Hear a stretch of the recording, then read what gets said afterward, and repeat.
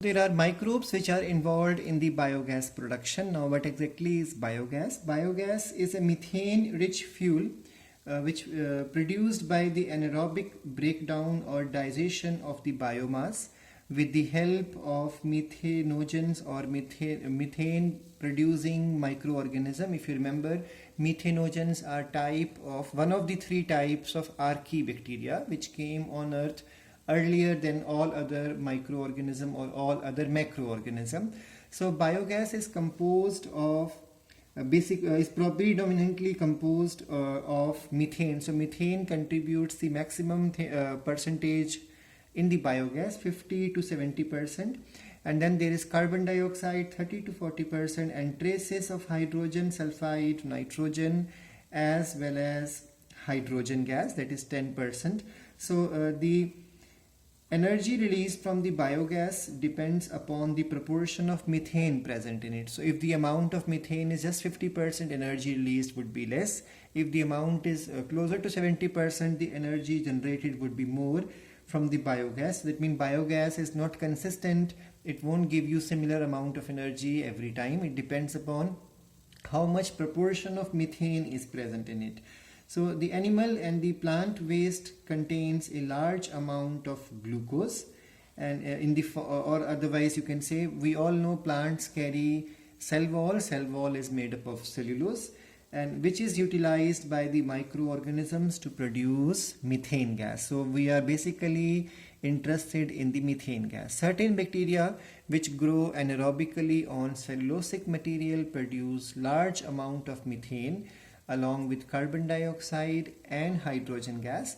These bacteria are collectively called as methanogen. Please remember, these microorganisms, they dwell in an aerobic condition. So one such bacterium is the methanobacterium.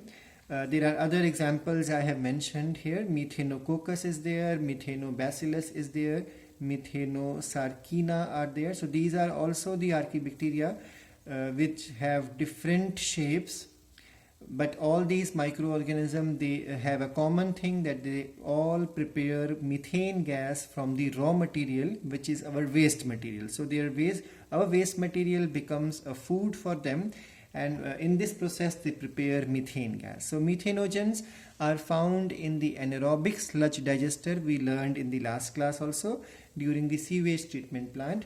And these methanogens are also found in the rumen of the stomach of cattle. Now, if you remember your 8th class syllabus, and to some extent in the 11th section O, I have discussed the type of stomach found in cattle. So human has a simple stomach, but cattle carry a compound stomach in which omasum, abomasum, rumen and reticulum, these 4 portions are there.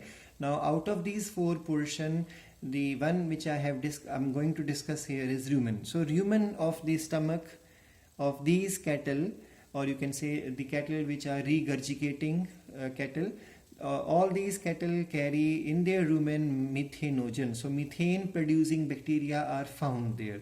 Now cattle excreta is also a rich source of cellulosic waste. So we all know, when waste comes out, a good amount of waste matter will be not properly digested. So there will be cellulosic waste, there can be even fats also. So there is good amount of food which was not digested by these cattle, and that becomes a source of food for these methanogens. So when the cow dung comes out, along with the cow dung comes out the non-utilized food material, basically cellulose, some amount of lipids also, and along with this waste matter comes out the methanogen which is found in the rumen. So the dung will carry the microorganism. So the cattle excreta is a good source of cellulosic waste, hence can be used for generation of the biogas. Now biogas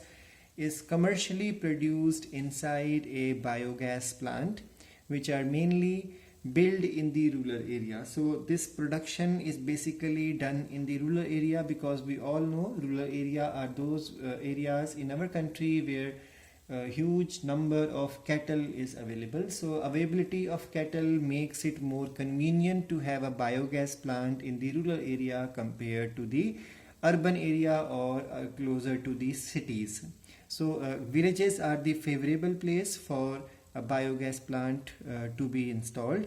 A biogas plant consists of 10 to 15 deep concrete tank which is called as the digester tank.